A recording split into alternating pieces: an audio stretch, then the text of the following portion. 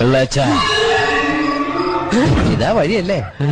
ആർക്കെന്തായിരുന്നു പരിപാടി? അമ്പലത്തിലൊരു വഴിപാടിന്റെ കാര്യം പറഞ്ഞു. വഴിപാടായിരുന്നല്ലോ, നല്ല കാര്യമായിട്ടായിരുന്നല്ലോ. തോന്നിയ ദിവസം പറയരുത്. തോന്നിയ ദിവസം കാണിച്ചിട്ട് ആ പാവം ജവാന്റെ ഫോട്ടോയില് മാലിട്ട് ചന്ദനത്തിലെത്തിക്കണോ അല്ലേ?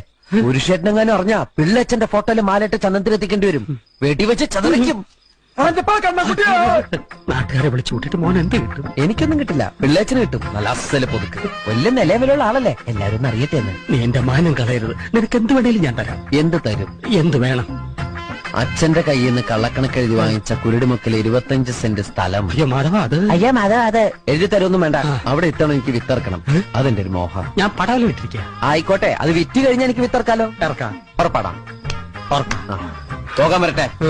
ഇതൊക്കെ മറക്കാതിരിക്കാൻ ഞാനൊന്നും കൂടെ തന്നാലോ? വേണ്ട, ആരും കാണൂല. വേണ്ടെന്നേ. എന്നാ ചാടിക്കോ മോനെ.